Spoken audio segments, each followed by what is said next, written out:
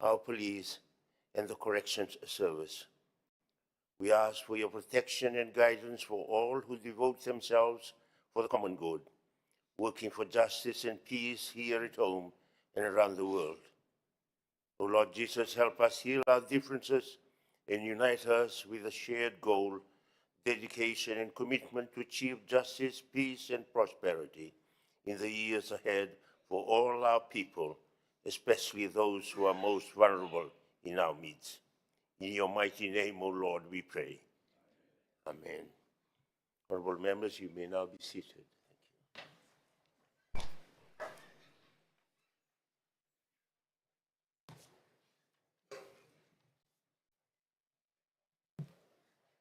Secretary General.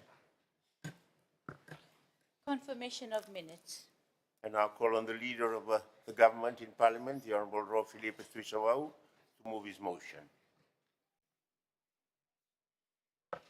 Mr. Speaker, I move that the minutes of sitting of Parliament held on Friday, 28 November 2025, as previously circulated, be taken as read and be confirmed. Is there a seconder? Honourable Speaker, I second the motion. Honorable Bainivalu, the Parliament will now vote on the motion.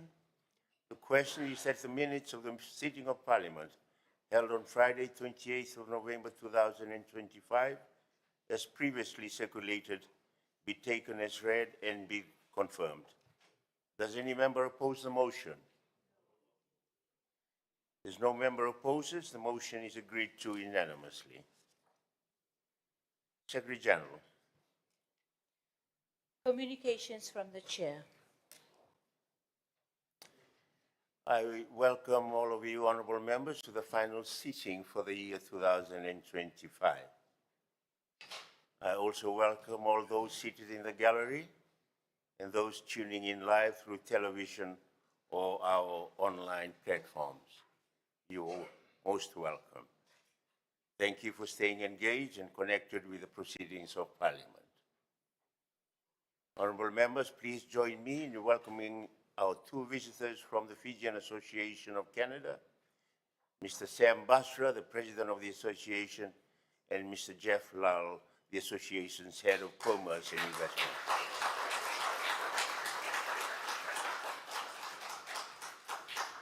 You're most welcome to the Fiji Parliament. Honorable members, also please join me in warmly welcoming the students, the teachers, and the parents of Nawangavesi Primary School and Nawangavesi Kindergarten from Rakiraki in Ra.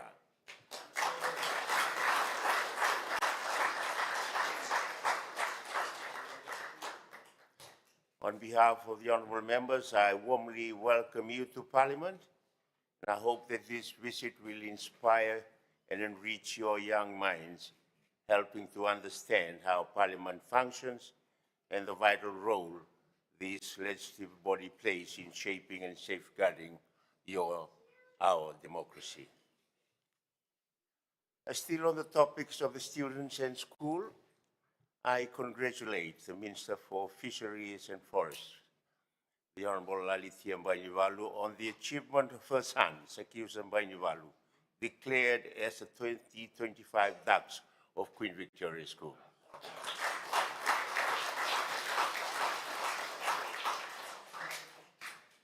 Hard work, dedication, and perseverance always wins out at the end. I wish him every success in his future endeavors. A footnote, it is no surprise that Sakiusa belongs to the champion house, Rewa House of Queen Victoria School.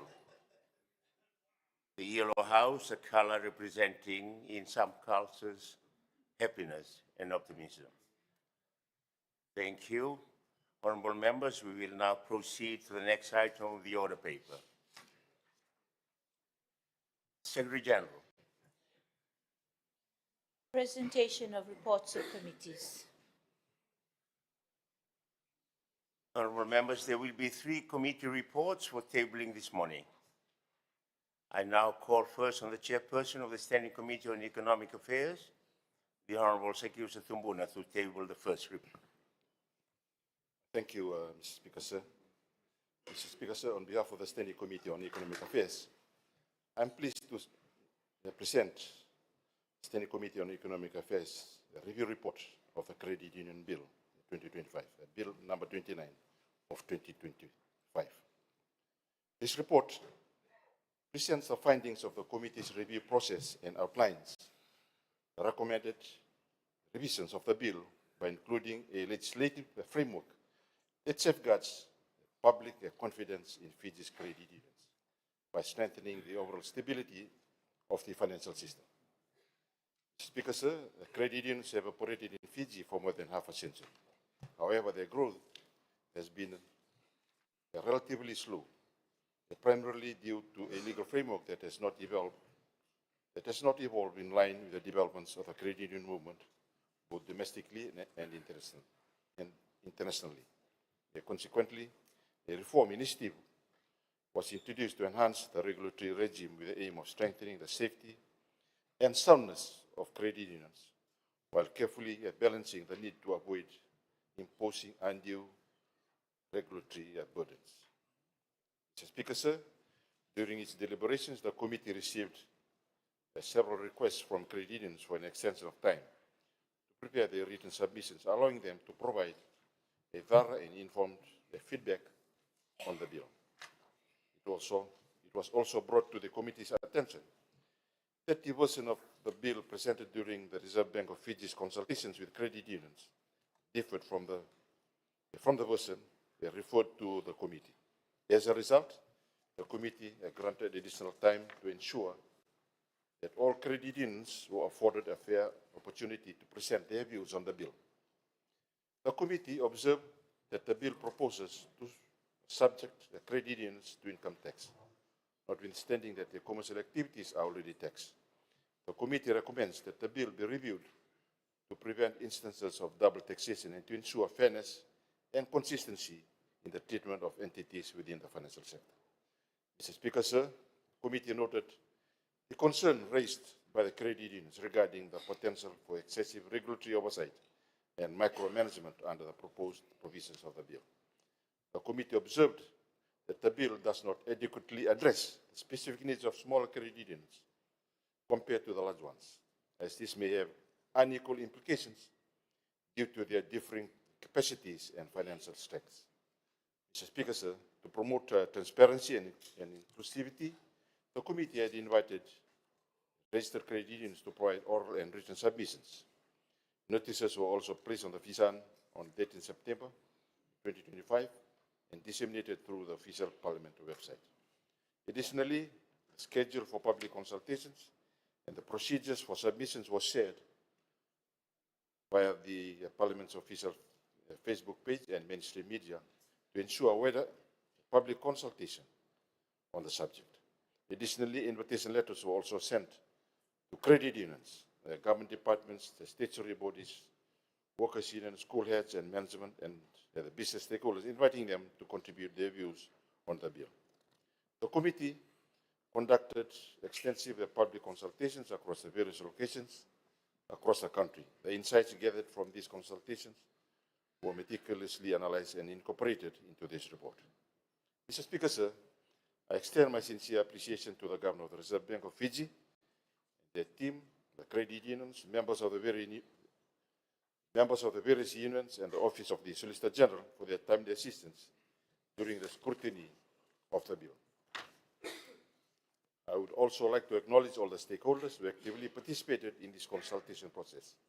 Their valuable contributions have played a crucial role in shaping the bipartisan report and informing them of the necessary amendments to the bill. I would like to express my gratitude to the honourable members of the Standing Committee for their dedication and contributions to the production of this report. I acknowledge my committee's colleagues. On behalf of the Standing Committee on Economic Affairs, I commend this review report to the Credit Union Bill 2025 to Parliament and request all members of this August House to take note of the report. Thank you, Mr. Speaker, sir. Thank you. The Honourable Tumbuna, the Chair of the Standing Committee on Economic Affairs. Can you please hand the report to the Secretary General?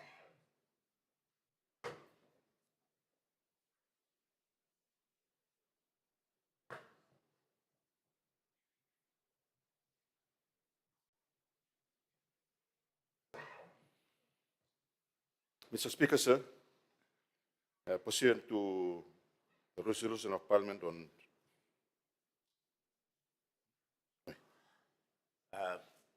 Honourable members, pursuant to resolution of Parliament on Thursday, 7th of August 2025, and the communication from the Chair on Monday, the 29th of September 2025, the Standing Committee has now tabled its report, and the bill will be debated and voted upon by Parliament on Thursday, the 4th of December 2025. I will now call on the Chairperson of the Standing Committee on Foreign Affairs and Defence, the Honourable Leonora Garangari-Tambua, to table the second report. Thank you, Honourable Speaker. I begin this morning by just reminding the Honourable House and those who are watching us in the gallery today that today is World AIDS Day. And the theme for 2025 World AIDS Day is Overcoming Disruption, Transforming the AIDS Response. Honourable Speaker, on behalf of the committee, I'm pleased to present the review report on the Trademarks Amendment Bill 2025, or Bill number 28 of 2025. The bill seeks to strengthen Fiji's trademark laws by addressing gaps in the protection of cultural heritage and indigenous intellectual property. Once commenced, the Trademarks Act 2021 will replace the Trademarks Act 1933, modernizing the legal framework and aligning it with Fiji's international obligations under the trade-related aspects of intellectual property rights, or TRIPS, and the Paris Convention. Key reforms include the adoption of the NIS classification system, multi-class applications, a fair opposition process, and stronger measures against infringement and large-scale counterfeiting. While these enhancements significantly improve the registration, protection, and enforcement of trademarks, the World Intellectual Property Organization, or WIPO, has highlighted the need for clearer procedures under the High Court Rules 1988 to fully safeguard trademark rights. Any opposition to accepted application by the Commissioner must be in writing, outlining the grounds of opposition, and the Commissioner is empowered under Section 44 of the Trademarks Act 2021 to determine the opposition to all other sections of the Act. On Section 12.2, the Minister responsible for trademarks, who is the Attorney General, has ultimate power to approve or reject any trademark application under the section. Under Section 13 of the Trademarks Act 2021, no court, tribunal, or commission has the power to hear or determine any challenge to the decision of the Minister on a claim, complaint, or application for registration, Section 12.2. The Attorney General will therefore need to work very, very closely with the Tauke Affairs Minister and other Indigenous groups to ensure no conflict arises. To effectively review the Trademarks Amendment Bill 2025, the committee received public submissions from relevant stakeholders to address specific provisions within the bill that they considered most pertinent. This was live-streamed via the Parliament's Facebook page and aired on the Walesi Parliament channel. The submissions assisted the committee in comprehending the practical implications of the proposed amendments and identifying potential challenges. The committee also saw it fit to visit the FIPO, the Fiji Intellectual Property Office, which sits under the Solicitor General's office, on the 9th of September this year to gain a better understanding of the operations of FIPO. The FIPO has submitted several requests to raise its budget so it can set up the Intellectual Property Office. At present, funding goes mainly towards overtime, allowances, and running expenses. Staffing remains managed by the Solicitor General's office, and the committee recommends creating an established structure to better support the office's management and operations. The committee observed that existing procedures under FIPO are predominantly manual, using up significant time and effort, particularly for the review of applications spanning 50 distinct classes and subclasses. To improve efficiency, FIPO has reached out to WIPO for technical support to assist with the digitization process. And this support has recently been approved. While full and proper digitization has not yet been implemented, preparatory steps, including the scanning of documents, have already commenced.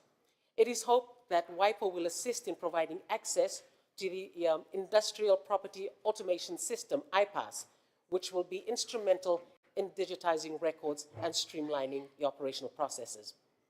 Capacity building also remains a priority for the office, with minimal WIPO-led training sessions, both online and face-to-face, for administrative staff and legal officers having already taken place.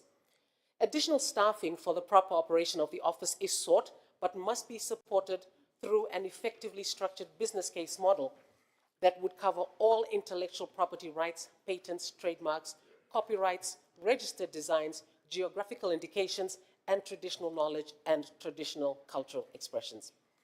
The committee expresses its appreciation to the Office of the Solicitor General and the Ministry of Ethiopian Affairs for availing themselves on the 20th of August to provide valuable insights and a brief overview of the bill, which greatly assisted us, the committee, in our deliberations. The committee would also like to thank the submitters, including those who provided written submissions. Contributions greatly assisted in the compilation of this review report. I thank the members of the Standing Committee of Foreign Affairs and Defence for their contribution in producing this bipartisan report. And so, sir, on behalf of the Standing Committee on Foreign Affairs and Defence, I respectfully submit this report to Parliament. Thank you, sir. Thank you. Honorable Ngurunguru Thombo, the Chair of the Standing Committee on Foreign Affairs and Defence, you please hand the report to the Secretary General.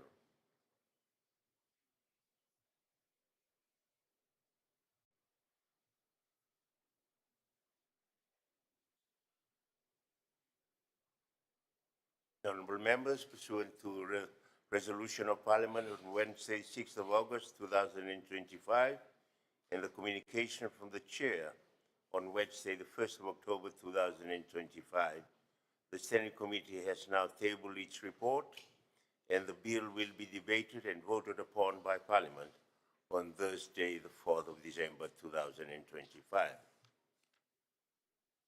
Thank you. I now call on the chairperson of the Standing Committee on Foreign Affairs and Defence, the Honourable Lenore Ngurunguru Thombo, to table the third and the final report for today. Thank you, Honourable Speaker. On behalf of the committee, I'm pleased to present our Standing Committee review report of the protocol relating to an amendment to Article 50A of the Convention on International Civil Aviation and the protocol relating to an amendment to Article 56 of the Convention on International Civil Aviation. These instruments were referred to the committee by you, sir, on the 5th of November 2025 for consideration in accordance with Standing Order 130. And during our review, the committee examined the written analysis tabled in Parliament and further consulted the Ministry of Tourism and Civil Aviation together with the Ministry of Foreign Affairs and External Trade. The committee noted that the proposed amendments are administrative and procedural in nature, aimed at expanding the membership of the International Civil Aviation Organization, or ICAO Council, and the Air Navigation Commission, ANC, to reflect the significant growth in ICAO's global membership, which now stands at 193 states. Both ministries expressed full support for Fiji's ratification of the protocols, highlighting the benefits of enhanced global representation and improved participation in international aviation governance processes. The committee, therefore, sir, is satisfied that the amendments do not pose any financial or legal obligations on Fiji. The committee further concurs that the ratification will strengthen global aviation governance, enhance the representation of small island developing states, and support Fiji's commitments to sustainable aviation. Accordingly, the committee recommends that Parliament approves the ratification of both protocols without reservation. So on behalf of the committee, the Standing Committee of Foreign Affairs and Defence, sir, I wish to thank the members of the committee for compiling this bipartisan report, and I therefore submit this report to Parliament. Thank the Honourable Ngurunguru Thombo. Can you please hand the report to the Secretary General?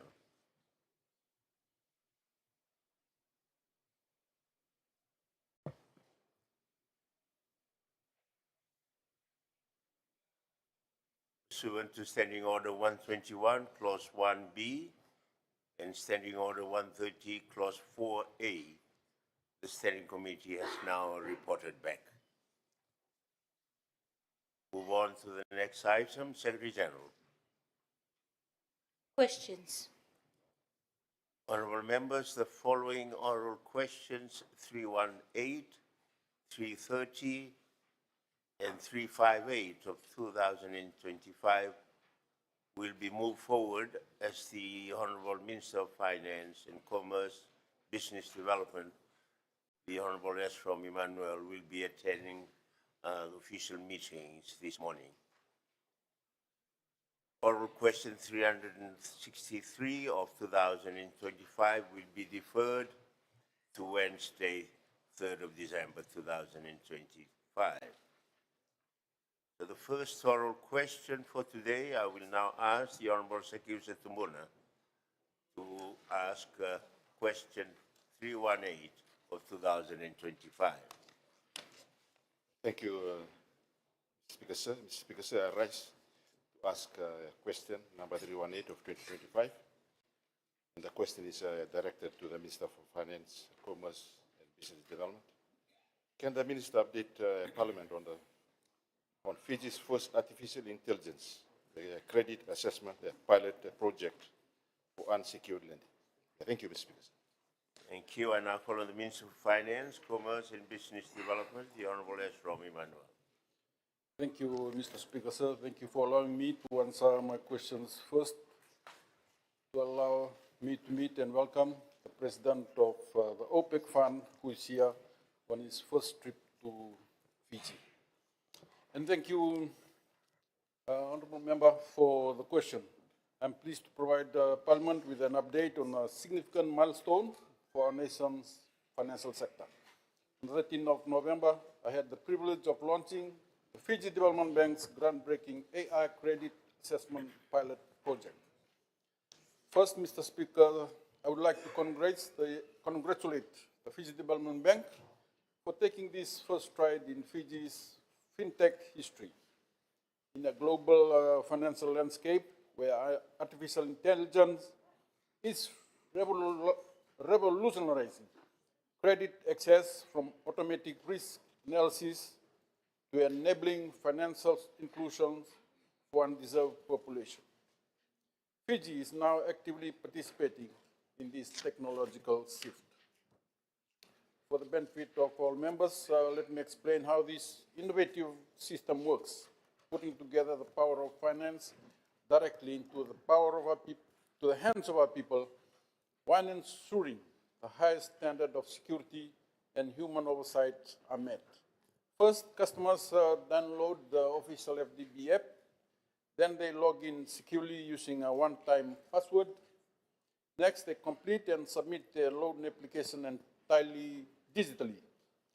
All data are encrypted, hosted on secure AWS servers in Sydney with strict data residency, and is governed by a contract that mandates Fijian law and guarantees the return or deletion of data upon termination. Once submitted, the system instantly processes the application.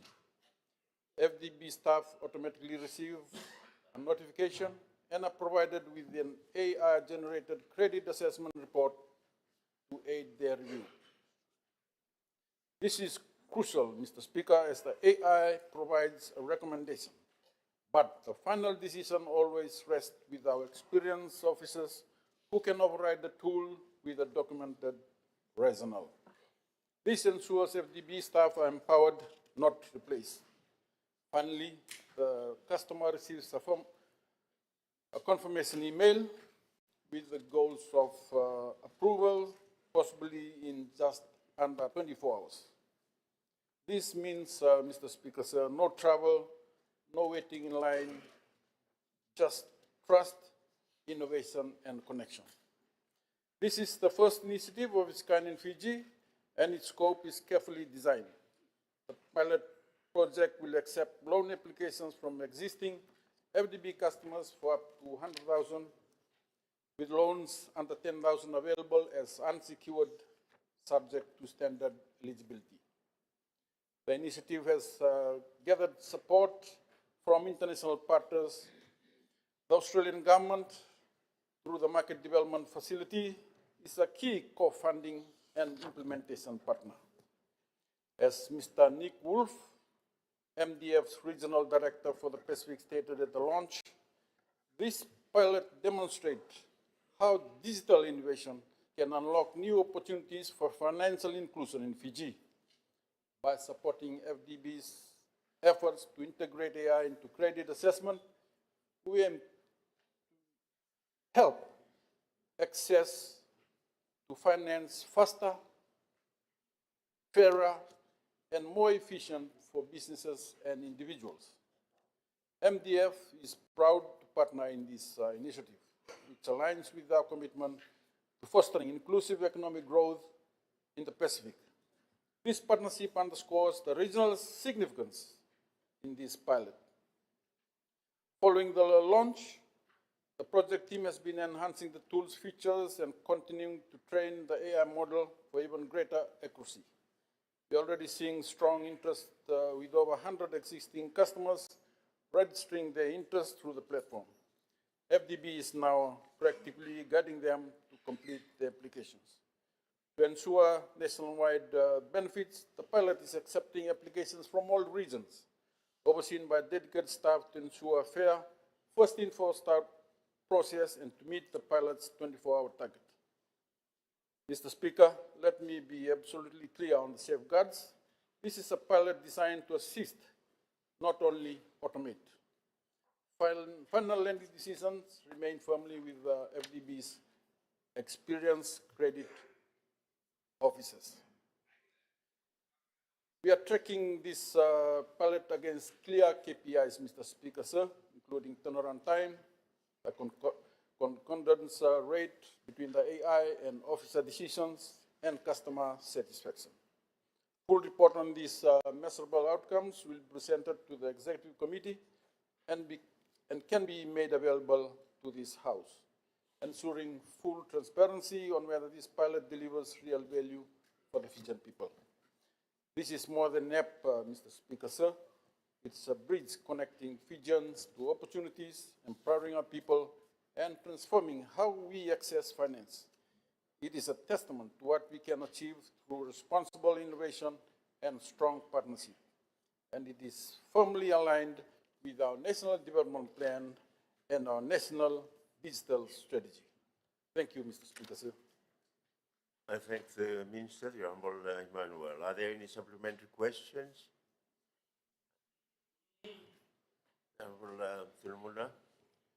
Thank you, Mr. Speaker, sir.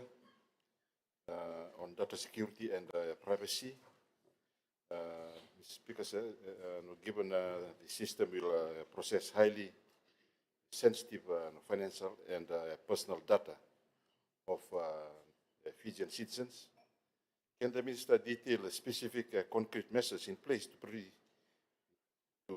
prevent the data breaches and to ensure this information is not exploited by the vendor, their drug, or hosted on insecure foreign servers? Thank you, Mr. Speaker. Thank you, Honourable Tumuna. I now invite the Minister. On. Thank you, Mr. Speaker, sir. The protection of Fijian citizen data was a paramount concern from the outset. It was taken into full consideration. The legally binding service agreement with the DROC mandates the following concrete measures. One, the hosting and residency. All data hosted on Amazon Web Services in Sydney, Australia. A globally recognized secure cloud environment. The agreement explicitly states data residency in Australia, providing clarity. Second is security standard. The DROC is contractually required to maintain security controls equivalent to ISO 27001 and SOC 2, the international gold standards for information security. Third, for breach control, in the event of any suspected data breach, the DROC is obligated to notify FDB within 24 hours and provide a full report within 48 hours. And fourth, on data use limitations, the agreement prohibits the DROC from using FDB's data to train models for other clients or for any purpose outside of providing the specific service to FDB. our data is our asset, Mr. Speaker, sir, and it is legally protected as such. And fifth is the audit rights. FDB retains the right to audit Third Rock security practices annually to ensure ongoing compliance. Thank you. You will, let me warn, Honorable Koya, I'm reminding honorable members that we have 32 oral questions today, so I will be very strict at the supplementary questions. If you do not mind, I'll allow you, Honorable Koya, to ask your question, but Thank you, Mr. Speaker, sir. Honourable Minister, we have not seen any new laws come into place with respect to data privacy and compliance, etc., through Parliament. So in that case, the question is, have you put in some new regulations? Because this is an entirely new platform and area that we are going to enter. Will we be seeing more regulations or new regulations, or have you already put some in place with respect to the laws and regulations, specifically for privacy and also for regulatory compliance? Honorable Minister, yes. Thank you, Mr. Speaker. So, yeah, plan is within our digital strategy to have laws and regulations that will protect or cover what we're talking about today. Thank you. We'll now move on to the second oral question. I'll call on the Honorable Inosi Kurindrani to ask question 330 of 2025.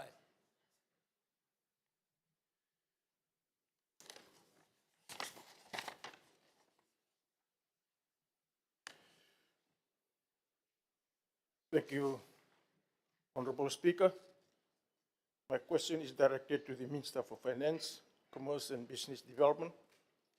Can the Minister update Parliament on how the Ministry is supporting the outsourcing of the industry growth to promote the adoption of global data protection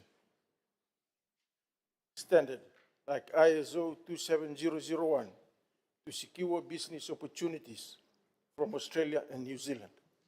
Thank you, sir. Thank you. I call on the Minister of Finance, Commerce and Business Development, the Honorable Estrom Emmanuel. Thank you, Mr. Speaker. Sir, I thank the honourable member for the question.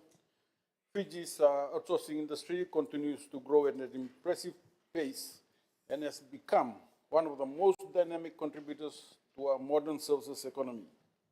It currently supports more than 8,500 jobs, with women accounting for close to 70% of the workforce. And it plays a significant role in strengthening our foreign exchange earnings and broader economic resilience. As Australia and New Zealand remain our dominant source markets, the demand for strong data protection and information security compliance has never been critical. In today's global operating environment, trust, regulatory alignment, and secure handling of client information are decisive factors when international companies choose where to place their high-value work. And that is why, Mr. Speaker, sir, the Ministry has placed strong emphasis on the adoption of ISO 27001, the world's leading information security management standard. And particularly in regulated sectors such as finance, aviation, telecommunication, utilities, tourism, healthcare, and digital services. Achieving this standard signals to the world that Fijian companies operate with the same level of security, governance, and professionalism expected internationally. Through Outsource Fiji, the Ministry is implementing a comprehensive program to lift national information security standards. This includes awareness sessions, hands-on technical advisory support, and capacity building delivered in partnership with the Market Development Facility, or MDF. We're already seeing results, Mr. Speaker, sir. A great number of Fijian outsourcing operators, including Digicel, Duco Consultancy, HLB Manjad, KPMG, Mindpearl, MyCoro, Peclida Pacific, Pacific Centacom, Proficient Customer Solutions, RCL Services, and Vodafone have successfully achieved ISO 27001 certification. Each certification is independently audited and demonstrates the Fijian providers can meet the security expectations for major clients in Australia and New Zealand. The recent certification of Proficient Customer Solutions, celebrated by Outsource Fiji, further strengthens our credibility in these markets. Honorable Speaker, sir, ISO 27001 is not a simple technical standard. It's an organization-wide system that requires companies to assess risk, implement robust controls, undertake regular independent audits, and continuously strengthen their security posture. To ensure MSMEs are not left behind, Outsource Fiji is developing shared templates, baseline policies, and group training programs to help smaller operators achieve security maturity in a cost-effective manner. Raising this standard, Mr. Speaker, sir, is also enabling the sector to transform from traditional call center work into high-value digital roles, including analytics, IT support, finance operations, and knowledge process outsourcing. These functions offer higher income, stronger career progression, and help keep our young talent employed here at home rather than migrating overseas. Honorable Speaker, sir, the Ministry continues to promote Fiji's outsourcing value proposition through trade missions and international marketing in Australia, New Zealand, and the United States. At the same time, government is strengthening national cybersecurity and data protection frameworks with a national digital strategy, ensuring that industry growth is underpinned by a secure and predictable digital environment. A secure industry is a competitive industry, Mr. Speaker, sir, by lifting national information security standard, expanding ISO 27001 certification, and aligning our digital reforms with global expectations. Fiji is positioning itself as a trusted, resilient, and high-quality outsourcing destination. This work directly supports job creation, export growth, and long-term investor confidence in one of the most promising sectors of our economy. Thank you, Mr. Speaker, sir. I thank the Minister. Supplementary, Honorable Usamate. Oh, sorry, we'll go first to Honorable Kurundrani. Thank you, Mr. Speaker, sir. Supplementary question. Can the Minister outline what specific incentives are being provided to encourage more outsourcing companies in Fiji to pursue ISO 27001 certification? Thank you. Honorable Minister. Thank you, Mr. Speaker, sir. The government, through Outsource Fiji, is prioritizing the development of a secure and globally competitive outsourcing industry. One of the key initiatives or incentives we are providing is subsidized industry-wide ISO 27001 training and capacity building programs. Outsource Fiji, with government funding, is coordinated, structured readiness training so that service providers can prepare for certification at significantly reduced cost. There are other incentives as well provided by the government. One is tax holidays, income tax exemptions, tax and import duty exemption or concessions on equipment and setup cost, allowances, deduction, and depreciation type benefits, apart from employment-based tax initiatives to encourage local hiring and social benefits. As we are aware, there's no stamp duty, simpler reduced business licensing, and streamlined setup procedure. So government is fully supporting the industry and providing incentives as well. Naka, Mr. Speaker, sir. Thank you, Honorable Swati. Thank you, Mr. Speaker, sir, and I'd like to congratulate the BPO sector, particular government, for taking this important step. BPO sector is a growing part of our GDP and something that we look to grow. And you know also that cybersecurity is a very important component. As I'm listening to the work that's being undertaken, I'm impressed by it, and I'm thankful that this is taking place. But we also have a lot of local institutions that manage a lot of data. And in the world today, I think there are two things that are going to be the cause of conflict in the world. One is control of data, the second is control of water. Is this anything being done also, maybe a bit aside from your question, but the local entities that are not in the outsourcing sector that also need to make sure that the way they manage their data is also upheld to these ISO 27001 type standards? Is there any work taking place in government, perhaps not in yours, but in related agencies, to make sure that that knowledge and systems are also used in our local domestic market? Honorable Minister. Yes, Mr. Speaker, sir. The local providers or those who are interested locally, they are part of the plan as well. But the target at the moment are the overseas investors, and it's part of the strategy that the local will be consulted or will try to attract them, considering the challenges that we have. Last question, Honorable Koya. Thank you, Mr. Speaker, sir.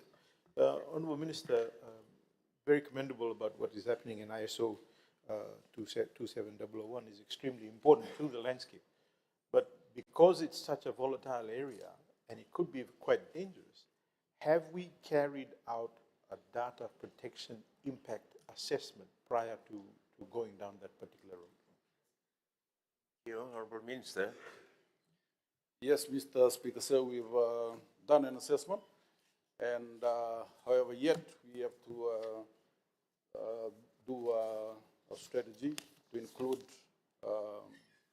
the maximum coverage that's needed in this outsource industry. Thank you. Honorable members, we will now suspend proceedings for a morning break. Parliament will resume in half an hour.